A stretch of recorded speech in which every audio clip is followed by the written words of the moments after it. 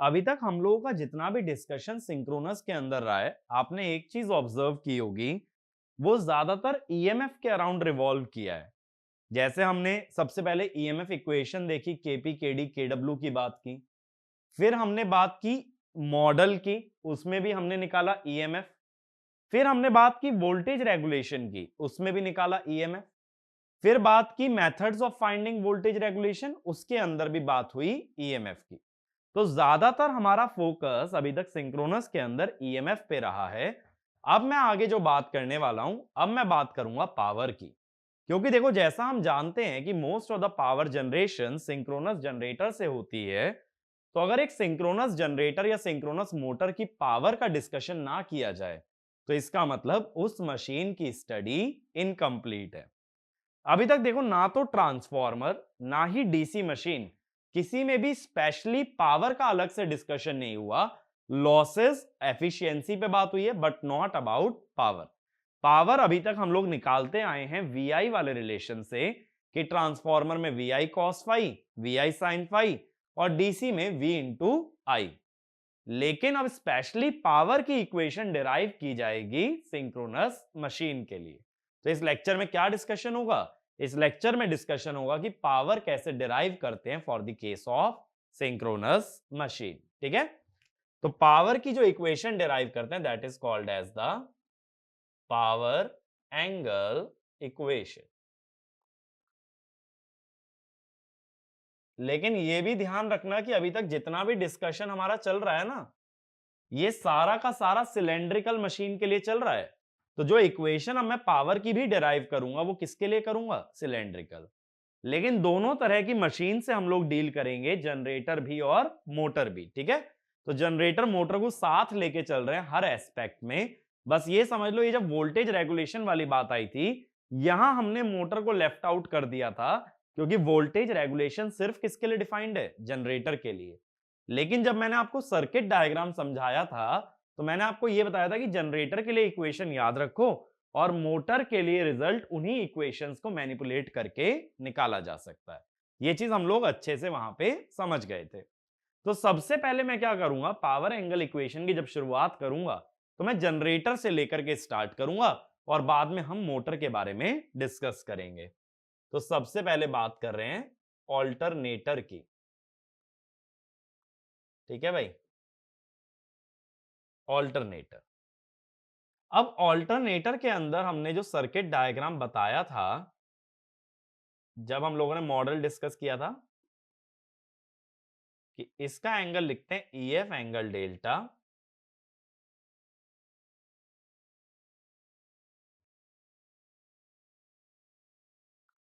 अब सर्किट के अंदर एक रिएक्टेंस होती है जिसको सिंक्रोनस रिएक्टेंस कहते हैं, रेजिस्टेंस होता है आर्मेचर रेजिस्टेंस, और टर्मिनल वोल्टेज हो जाती है वीटी एंगल 0, और ये करंट है आई ए। ठीक है, ऐसा ही होता है। अब भाई तुम ये सोचोगे पावर निकालनी है तो वी आई कॉस फाई में परेशानी क्या है? निकाल तो वी आई कॉस फाई से हमेशा सकते हैं ना पावर, ये तो एसी सर्किट का प्रिंसिपल है। लेकिन पावर एंगल इक्वेशन में अपना फोकस ये रहता है कि पावर तो निकालो, लेकिन पावर को आई से ना निकालो, पावर को निकालो ईएमएफ और वीटी से, विदाउट यूजिंग द कंसेप्ट और without using the value of armature current. बात क्लियर हो रही है? तो इसमें लिखना, in power angle equation we study the dependence of power on the power angle delta, on the power angle delta,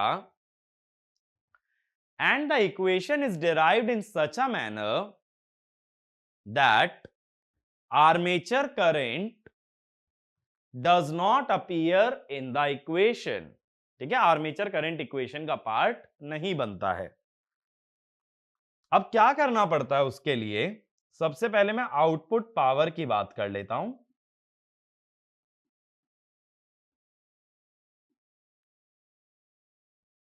output power निकालने से पहले आइए मैं लिखता हूं। आइए कैसे लिखोगे?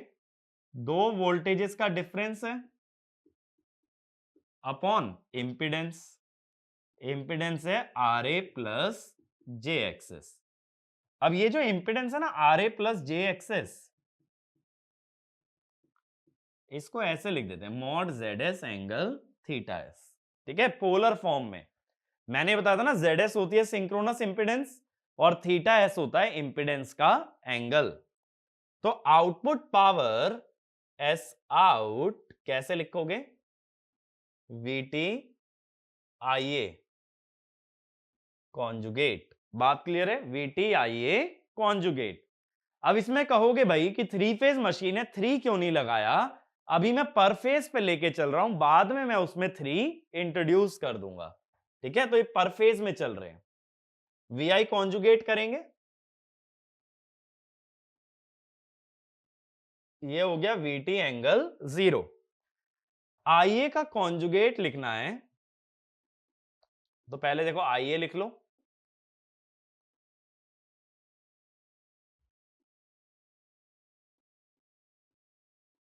और फिर इसका कॉन्जुगेट ले लो, ठीक है? VT। अब देखो दो कॉम्प्लेक्स नंबर को जब डिवाइड करते हैं तो उनके एंगल सब्ट्रैक्ट हो जाते हैं।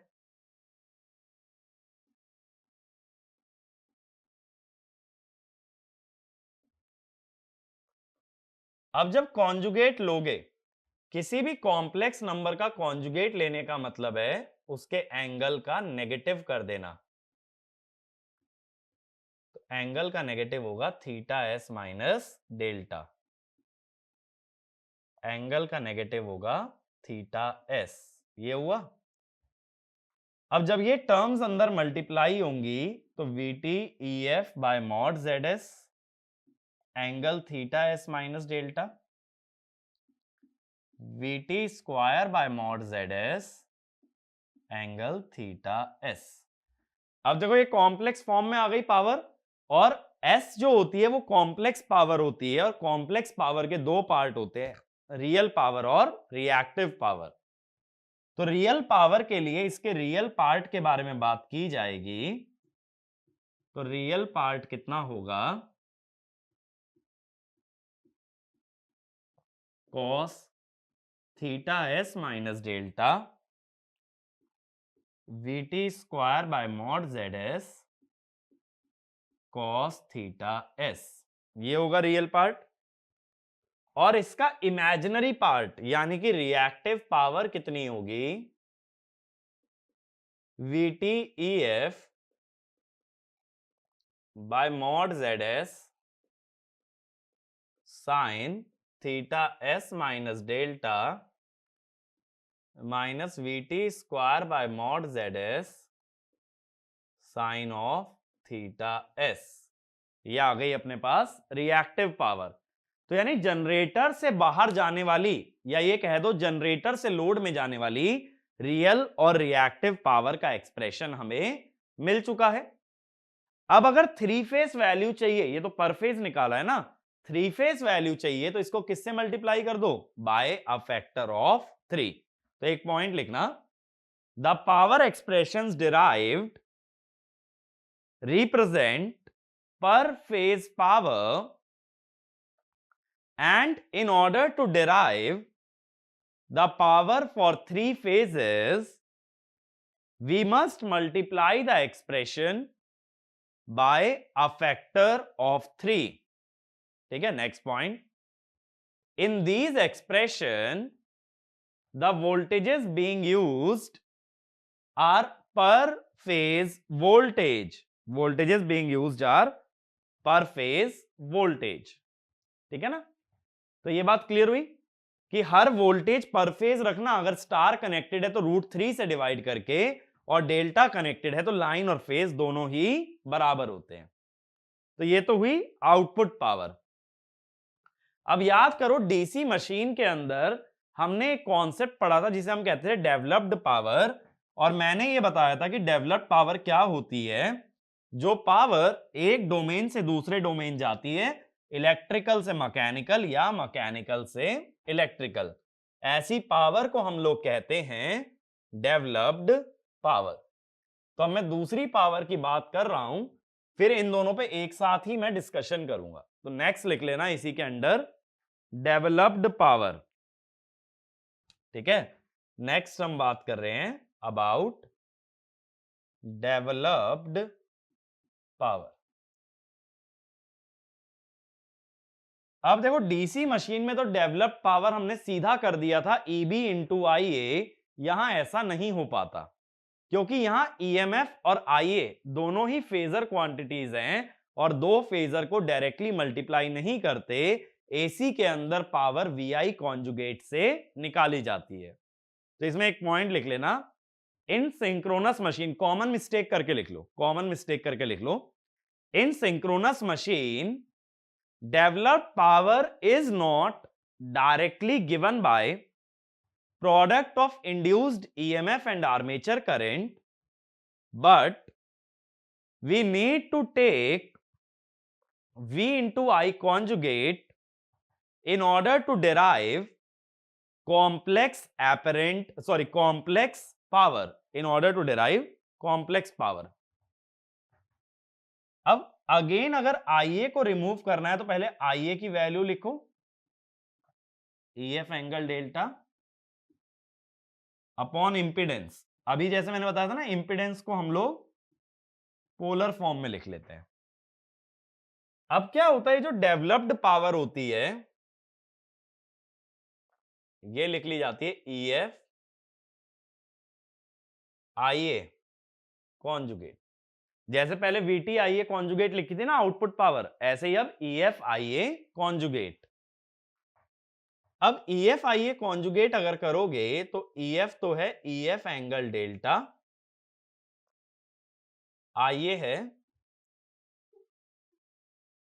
EF angle delta minus VT angle 0 bye mod Z angle theta S.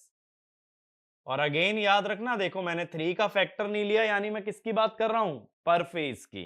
तो ये एक्सप्रेशन भी जो निकाल रहा हूं मैं पर फेज पावर के लिए निकाल रहा हूं। अब इसमें मॉड जेड जो है दोनों टर्म्स में अलग अलग करके लिख लो, E F by mod Z angle delta minus theta S minus V T by mod Z angle theta S, sorry minus theta S conjugate. ठीक है। अब कॉन्जुगेट जब लोगे, अभी मैंने बताया था कॉन्जुगेट का मतलब होता है किसी भी कॉम्प्लेक्स नंबर के एंगल का नेगेटिव ले लेना। ठीक है, तो ये हो जाएगा theta S minus delta VT by mod Z angle theta S, ये हुआ। अब जब दोनों टर्म मल्टीप्लाई करोगे, दो कॉम्प्लेक्स नंबर मल्टीप्लाई होते हैं तो मैग्नीट्यूड मल्टीप्लाई होता है और एंगल ऐड हो जाते हैं। ठीक है, EF VT bye mod ZS theta S plus delta. Again देखो ये कॉम्प्लेक्स पावर आ गई। अब कॉम्प्लेक्स पावर में अगेन एक रियल और एक इमेजिनरी पार्ट होगा जो कहलाएगा रियल पावर और फिर रिएक्टिव पावर। तो रियल पावर क्या होगी,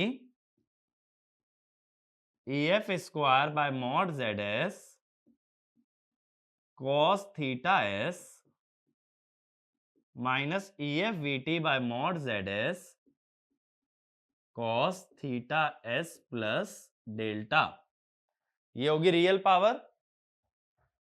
और रिएक्टिव पावर, रिएक्टिव पावर के लिए साइन का यूज करोगे, EF square by mod ZS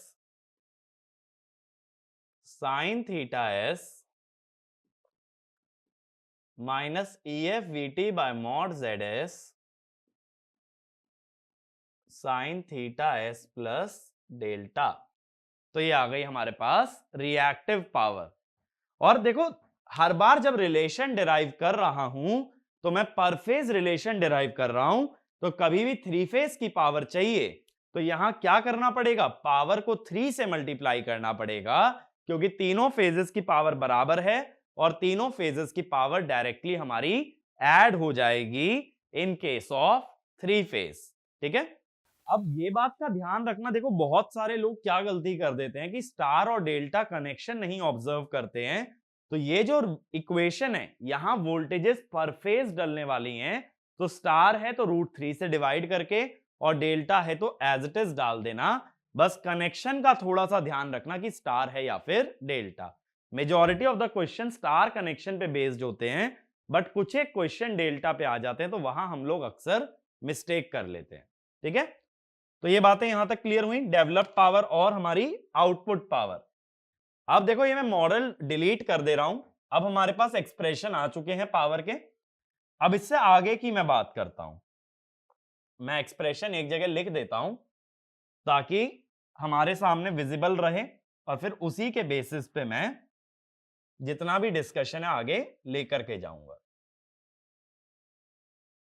ठीक है, और दूसरी बात देखो, मैंने बहुत लोगों को देखा ये गलती करते हुए कि ईएमएफ इनटू करंट डायरेक्टली बोल देते हैं कि डेवलप पावर होगी। ये ध्यान रखो दोनों फेजर हैं, एसी मशीन में डेवलप पावर इतनी इजीली नहीं निकलती। तो अब देखो सबसे पहले हमने बात की आउटपुट पावर की।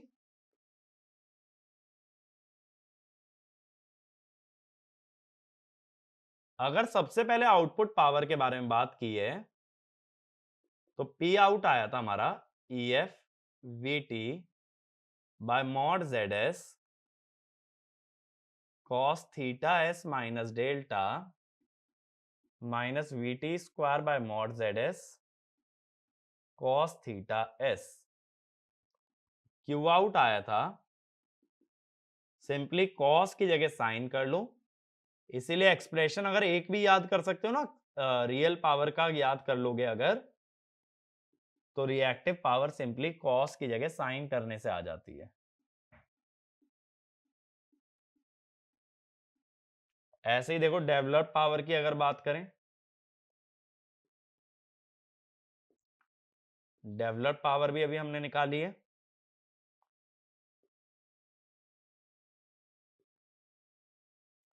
E F square by mod Z S cos theta S minus E F we T bye mod Z S cos theta S plus delta. Again reactive power के लिए कॉस की जगह साइन कर दो, तो E F square by mod Z S sign theta S minus E F we T bye mod Z S sign theta S plus delta. याद रखने के लिए क्या बोला है, ये इक्वेशन पर फेज में है, 3 फेज के लिए इन्हें 3 से मल्टीप्लाई करना, और यहां जितनी भी वोल्टेज है वो फेज वोल्टेज रखी जाएंगी। ये दो बातें अच्छे से याद रखें। अब देखो मैं ये चाहता हूं कि जनरेटर जो पावर डिलीवर कर रहा है वो जितनी ज्यादा हो उतना अच्छा है। ऐसे सोचो मेरे पावर सिस्टम में मान लो कि डिमांड है 500 मेगावाट। अब मेरे पास 10 जनरेटर हैं, ये जितना ज्यादा पावर डिलीवर करें उतना फायदा है, ताकि नंबर ऑफ जनरेटर कम रहे। भाई मैं मांग तो 500 मेगावाट ही रहा हूं, मेरे लिए बेहतर ये होगा ये 500 मेगावाट 10 जनरेटर डिलीवर कर दें रेदर देन कि 20 जनरेटर की जरूरत मुझे पड़े, क्योंकि ज्यादा जनरेटर अगर लगाने पड़े तो उसकी कॉस्टिंग भी उतनी ही ज्यादा आएगी, और वो चीज बिल्कुल भी डिजायरेबल नहीं होगी। इसीलिए कम से कम जनरेटर्स में काम करना है, तो every generator should output as much power as possible. इसीलिए बात यहां आ जाती है अपनी मैक्सिमम पावर आउटपुट के, मैक्सिमम पावर आउटपुट। अब जब मैक्सिमम पावर आउटपुट की बात आ गई तो किसके रिस्पेक्ट में, with respect to power angle delta. अब देखो हम इसको पावर एंगल बोल भी क्यों रहे थे इन द फर्स्ट प्लेस, मैंने शुरू में ये क्यों बोला कि डेल्टा पावर एंगल होता है, क्योंकि पावर डेल्टा पे डिपेंड करती है। देखो ईएमएफ तब तक नहीं बदलेगा जब तक तुम आईएफ ना बदल दो, जब तक फील्ड करंट नहीं बदलोगे ईएमएफ नहीं बदल सकता। और वीटी को कांस्टेंट मान लिया जाता है, अगर जनरेटर पावर सिस्टम का हिस्सा है तो वीटी फिक्स मान लेते हैं, और जेडएस तो वैसे भी इंपेडेंस से बदलेगी नहीं। ईएफ फिक्स हो गया, वीटी फिक्स हो गया, जेडएस फिक्स हो गया, तो वेरिएबल सिर्फ क्या बचा, डेल्टा। तो एक पॉइंट ये लिख लेना, in the power angle equation EF cannot change until the field current is changed, and Vt can be assumed to be constant if the generator is connected to a infinite bus or a power system. infinite bus और a power system. infinite bus में ना voltage और frequency को constant मानते हैं, लेकिन इस पे ज्यादा डिस्कशन अपना पावर सिस्टम के अंदर होगा, ठीक है, कि इन्फिनिट बस होती क्या है, इन द फर्स्ट प्लेस बस ही क्या होती है। तो अभी ज्यादा मत सोचो, अगर इनफाइनाइट बस से कनेक्टेड है तो उसको वोल्टेज को कांस्टेंट मानते हैं। Next point, ZS or the impedance of generator will always be constant, and hence the only variable in power equation is the power angle delta, ठीक है। next point, since power depends on the angle delta, delta is called as power angle। Clear है power angle को कहते हैं। अब maximum power की condition क्या होगी कि पावर का डेरिवेटिव डेल्टा के रिस्पेक्ट में जीरो आ जाए। करना जरा डेल्टा के रिस्पेक्ट में डेरिवेटिव, पहली टर्म का कॉस का डेरिवेटिव माइनस साइन, ठीक है, लेकिन माइनस डेल्टा की वजह से प्लस साइन हो जाएगा और इसको जीरो कर दो। सेकेंड टर्म का डेरिवेटिव तो वैसे भी जीरो आएगा। अगर साइन की वैल्यू जीरो आ रही है तो साइन के अंदर का एंगल भी जीरो होगा, तो थीटा एस बराबर डेल्टा, या ये कह दो delta must be equal to theta S, या ये कह दो power angle must be equal to impedance angle. और इस केस में मैक्सिमम पावर आएगी कितनी, मैक्सिमम पावर कितनी आ रही है भाई, जरा पुट करना थीटा को डेल्टा एस के बराबर, कॉस ऑफ जीरो आ जाएगा 1, सेकेंड टर्म ये बचेगा कॉस थीटा एस, ठीक है ना। और इस समय पे रिएक्टिव पावर क्या होगी, अगर थीटा और डेल्टा बराबर हैं तो साइन के अंदर जीरो माने ये टर्म तो जीरो हो गई, बची सेकेंड टर्म, ठीक है, साइन थीटा एस, तो ये नेगेटिव आ गया।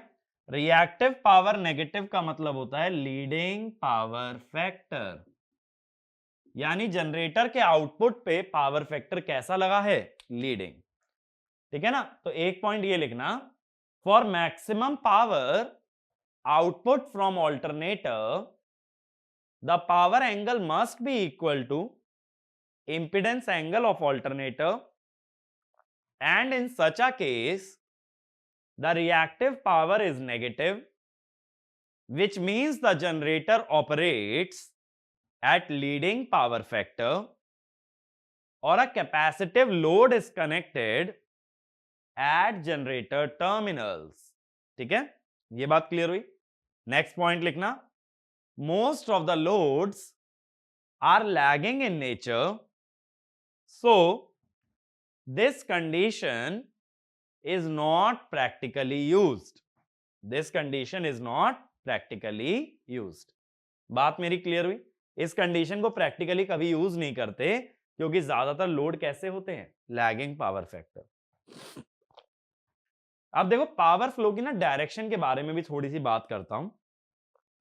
जनरेटर किस लिए यूज करते हो, इलेक्ट्रिकल एनर्जी लेने के लिए या इलेक्ट्रिकल एनर्जी देने के लिए। जनरेटर यूज करते हैं ताकि जनरेटर हमें इलेक्ट्रिकल पावर दे, या generator should supply electrical power, ऐसा हम लोग लेके चलते हैं, ऐसा हमारा कन्वेंशन होता है।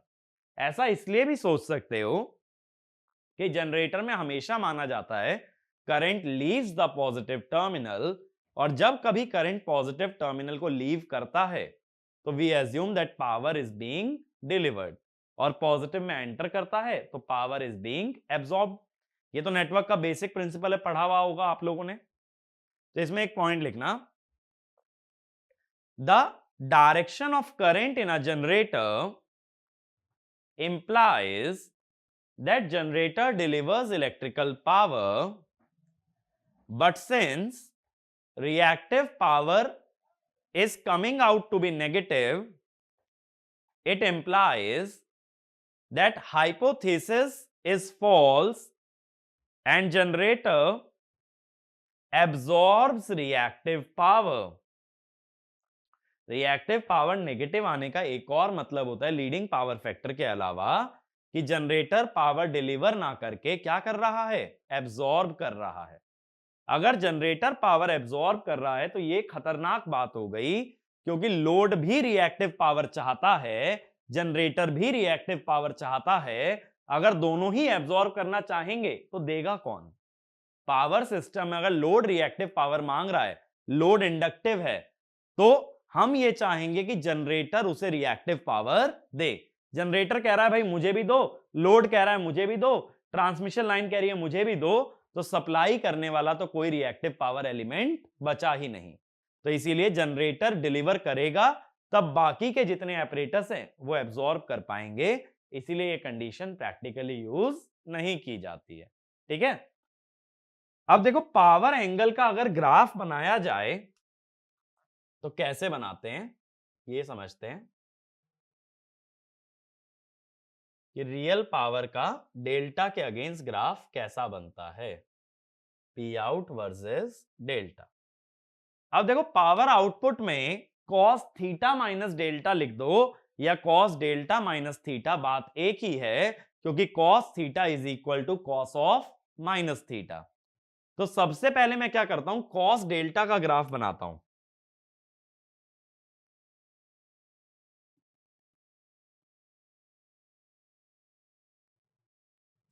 ऐसे बन जाएगा ना कॉस डेल्टा का ग्राफ, -90 +90 और इसकी पीक हो जाएगी EF/VT बाय मॉड ZS। ठीक है ना, ये कॉस डेल्टा का ग्राफ बन गया। लेकिन ये क्या है, कॉस डेल्टा माइनस थीटा। मैं सिर्फ ये कह रहा हूं कॉस थीटा माइनस डेल्टा को ऐसे भी तो लिख सकते हो। तो कॉस डेल्टा माइनस थीटा का मतलब है थीटा इसे राइट शिफ्ट करना है।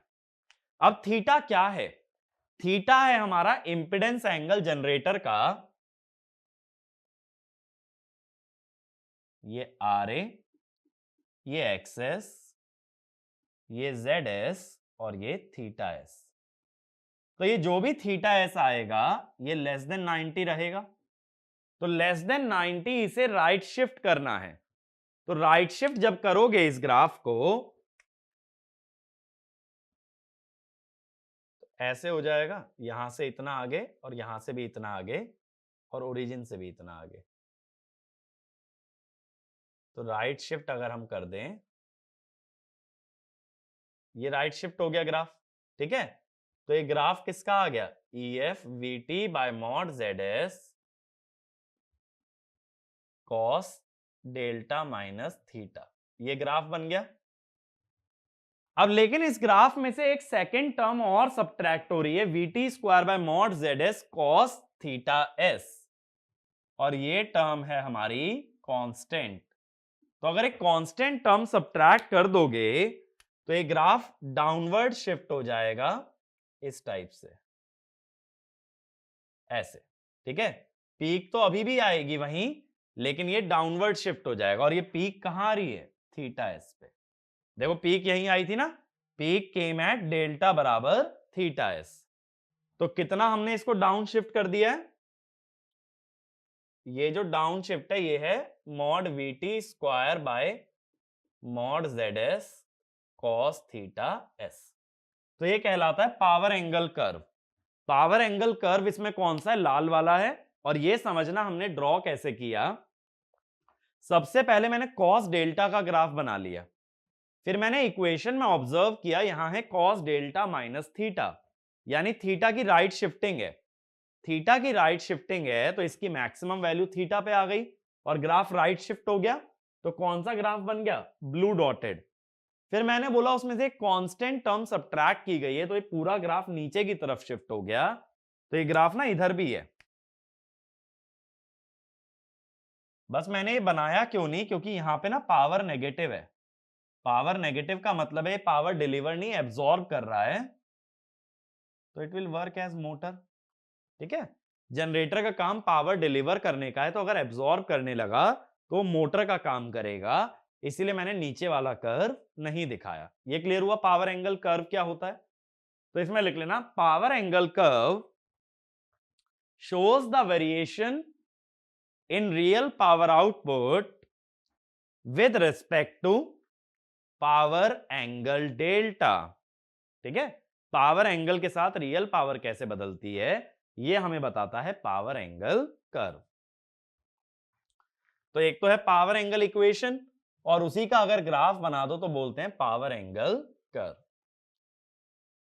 अब देखो, एक बात मैंने तुम्हें पहले भी बताई थी कि सिंक्रोनस मशीन या सिंक्रोनस जनरेटर हमारे पावर जनरेशन का सबसे मेजर पार्ट हैंडल करता है, इसीलिए इसका स्टेबल होना बहुत ज्यादा नेसेसरी है।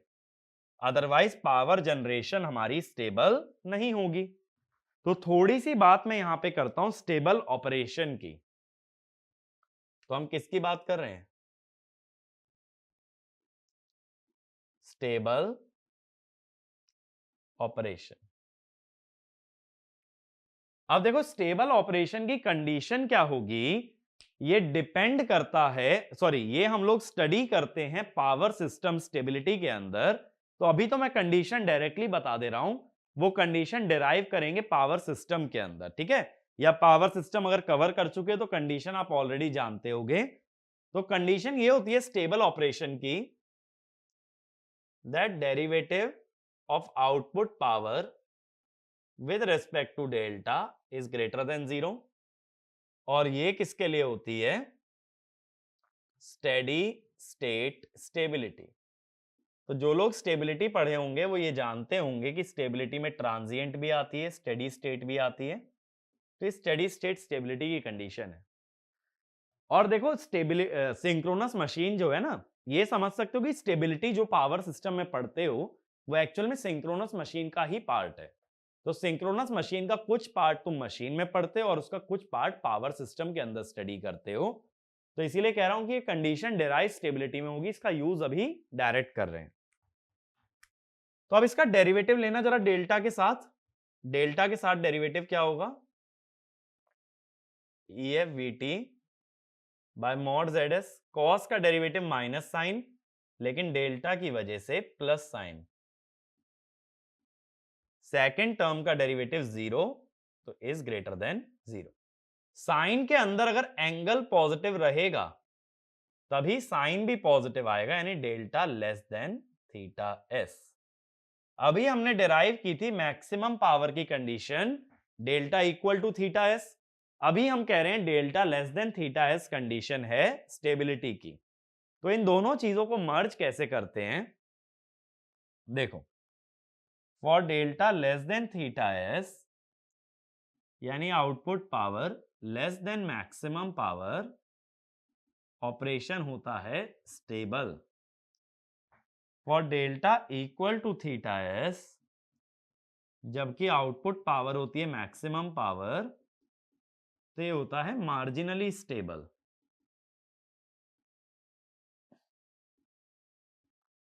ठीक है, और when delta is greater then theta S, तो ये होता है अनस्टेबल। ये भी एक सबसे बड़ा रीजन है कि हम मैक्सिमम पावर पे क्यों नहीं जाते, क्योंकि वहां जाके सिस्टम मार्जिनली स्टेबल हो जाता है। तो ये बहुत बड़ा हमारे लिए रिस्क हो जाएगा, क्योंकि सिस्टम अगर मार्जिनली स्टेबल हो गया और थोड़ा सा भी फ्लक्चुएट होकर अनस्टेबल हो गया तो वो पूरे पावर सिस्टम को लेके डूब सकता है। इसको ऐसा सोचो, अगर दिल्ली का एक जनरेटर खराब हो गया तो ऑल ओवर इंडिया में ब्लैकआउट हो सकता है, इतनी बुरी कंडीशन आ सकती है। इसीलिए मैक्सिमम पावर या मार्जिनल स्टेबिलिटी की कंडीशन में जाना एकदम अनडिजायरेबल कंडीशन है। ठीक है ना, तो उस पर कभी जाते नहीं है। तो हम हमेशा क्या करते हैं, हम फर्स्ट वाली कंडीशन यूज करते हैं, delta less than theta S. ये बातें याद रहेंगी। बातें क्या क्या याद रखनी है? पावर की इक्वेशन, अगली बात कि डेल्टा थीटा एस से छोटा होना चाहिए स्टेबिलिटी के लिए। अब जैसे मैक्सिमम आउटपुट पावर की बात की थी, ऐसे ही मैं बात करता हूं मैक्सिमम डेवलप्ड पावर की। अगेन डेवलप्ड पावर भी किसका फंक्शन है? डेल्टा का। तो condition DP developed by D delta equal to 0। जरा लेना इसका डेरिवेटिव। पहली टर्म में डेल्टा है ही नहीं तो उसका डेरिवेटिव 0। सेकेंड टर्म कॉस का डेरिवेटिव माइनस साइन, तो minus minus plus EF VT bye mod ZS sine theta S plus delta. अब साइन जीरो कब होगा? जब अंदर का एंगल या तो जीरो हो जाए या 180। जीरो नहीं हो सकता क्योंकि थीटा S और डेल्टा दोनों पॉजिटिव होते हैं, तो हम ये कह देते हैं theta S plus delta is 180 degree, तो delta is 180 minus theta S। तो एक पॉइंट लिख लेना, theta S plus delta can not be zero because both angles are positive, hence theta S plus delta equal to 180। अब हम ये भी जानते हैं कि थीटा S एक्यूट एंगल होता है या 90 से छोटा होता है। जैसे एग्जांपल, मान लो एक्सेस बहुत हाई है और ये 80 डिग्री हो गया, तो डेल्टा कितना आया? 100 degree for maximum P developed. लेकिन अभी हमने ये बोला कि थीटा S से डेल्टा छोटा रहना चाहिए स्टेबल होने के लिए, यानी delta less then 80 degree for stability. तो क्या समझे कि ये मैक्सिमम पावर की जो कंडीशन है ये तो अचीव हो ही नहीं सकती, मैक्सिमम डेवलप्ड पावर आ ही नहीं सकता, क्योंकि अगर लाना चाहते हो तो तुम स्टेबिलिटी की लिमिट के बाहर जा रहे हो और ऑपरेशन कैसा हो जाएगा फिर? अनस्टेबल। और ऐसा करना बिल्कुल भी रिकमेंडेड नहीं है। तो इसमें लिखना the value of power angle eight which maximum developed power is achieved lies beyond the stable range of angle delta, so maximum developed power cannot be practically achieved। ठीक है, प्रैक्टिकली यहां तक जा पाना इम्पॉसिबल है। बात क्लियर हुई? ठीक है, आगे चलें। अब देखो यहां से हमें क्या क्लैरिटी मिल गई कि मैक्सिमम पावर कब आती है? जब डेल्टा होता है थीटा S के बराबर और स्टेबल ऑपरेशन उससे नीचे ही रहता है, या ये कह लो मैक्सिमम पावर से नीचे ही रहो। ऊपर जाने की कोशिश करोगे तो तुम्हारा जनरेटर ऊपर चला जाएगा, ठीक है, या ये कह दो कि जनरेटर खराब हो जाएगा, पावर सिस्टम डाउन आ जाएगा। सीधी बात है भाई, जनरेटर कह रहा है मैक्सिमम में 100 मेगावाट दे सकता हूं, तुम कह रहे हो नहीं भाई मैं जबरदस्ती कर रहा हूं कि मुझे 150 ही चाहिए। क्या होगा? पावर सिस्टम बैठ जाएगा। तो जितना उसका मैक्सिमम लिमिट है उससे ज्यादा कभी भी पावर ड्रॉ नहीं करनी चाहिए। ठीक है, तो मैक्सिमम पावर कहां आती है? थीटा S पे, इसीलिए उसके नीचे ही चलाओ जनरेटर को, उसके ऊपर नहीं चला सकते। अब मोस्ट ऑफ द केसेस में क्या होता है, यूजुअली एक्सेस जो होता है ये मच ग्रेटर देन RA होता है, इसीलिए हम क्या कर देते हैं, हम RA को इग्नोर कर देते हैं। इस कारण से जो अपना सर्किट है, ये सर्किट कैसा बन जाता है? ये EF, फिर ये JXS,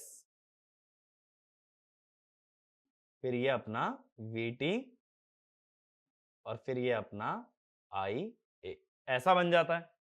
ठीक है ना? अब ऐसे केस में हुआ क्या, जो सिंक्रोनस इंपिडेंस है उसमें से RA तो चला गया, बस बचा क्या? JXS।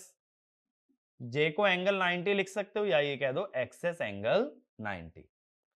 अब इससे अगर पावर के एक्सप्रेशंस को चेंज करोगे तो जरा P आउट लिखो, एक बार ट्राई करो खुद से। थीटा कितना हो गया? 90, तो एंगल ये थीटा S माइनस डेल्टा था,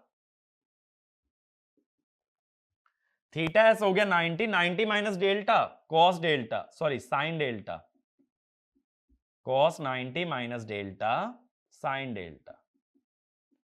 ठीक है, और मॉड ZS मैग्नीट्यूड कितना हो गया ZS का? XS। कॉस 90 तो वैसे भी जीरो हो जाएगा, अगले पे आओ Q पे।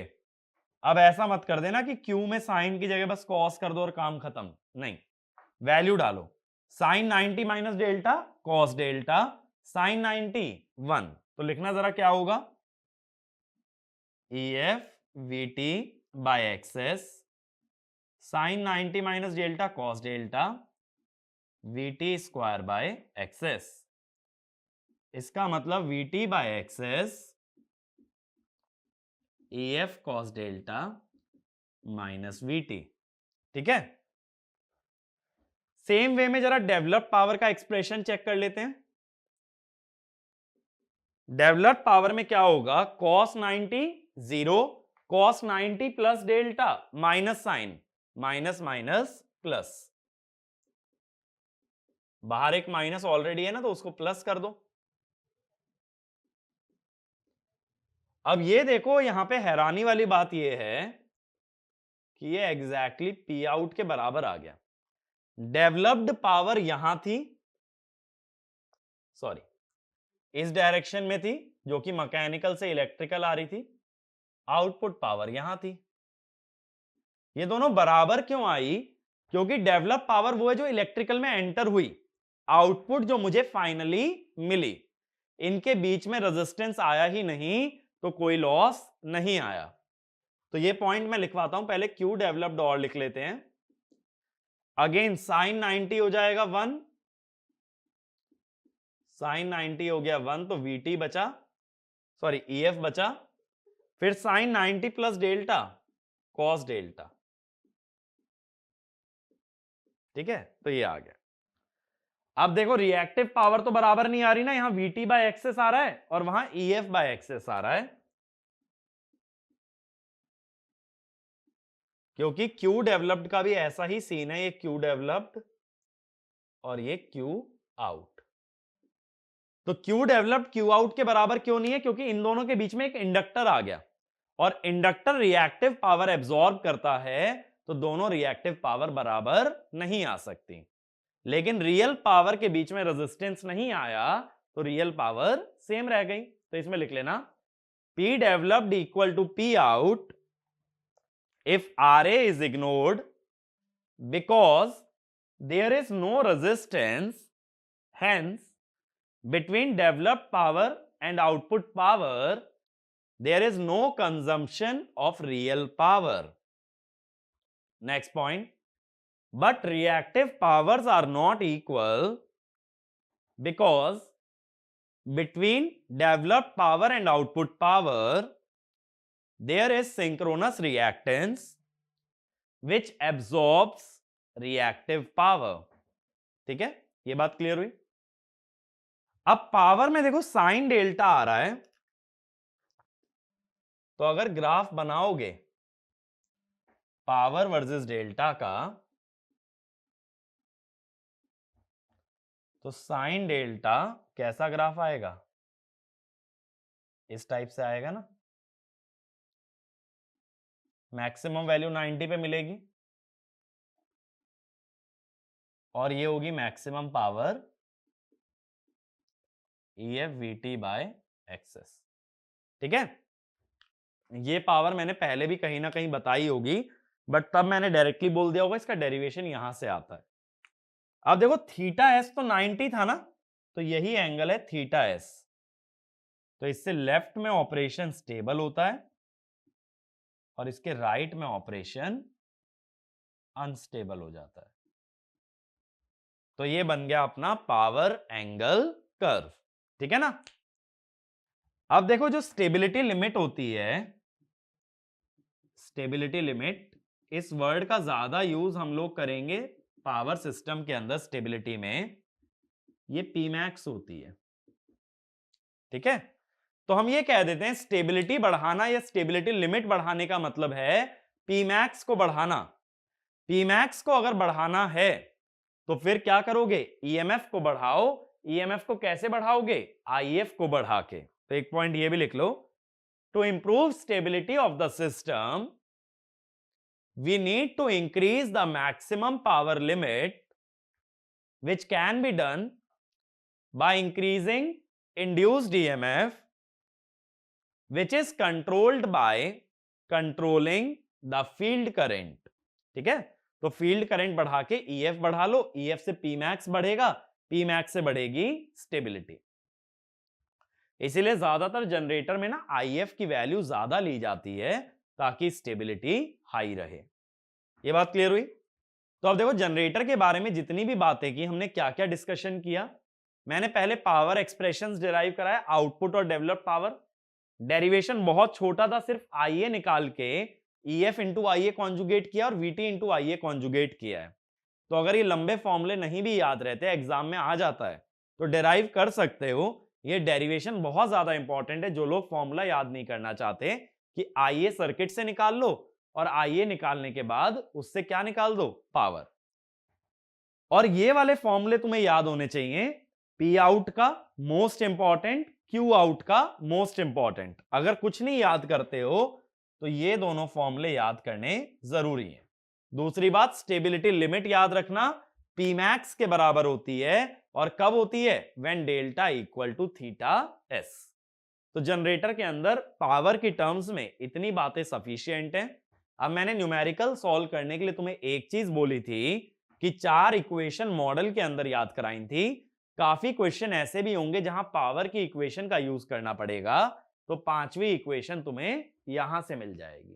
ठीक है, तो एक और इक्वेशन अब तुम्हारे पास आ गई जो कि क्वेश्चन सॉल्व करने में हेल्प आउट करेगी। एक मॉड ईएफ वाली, एक tan साई, एक psi equal to del plus phi, एक वोल्टेज ड्रॉप और एक पावर इक्वेशन।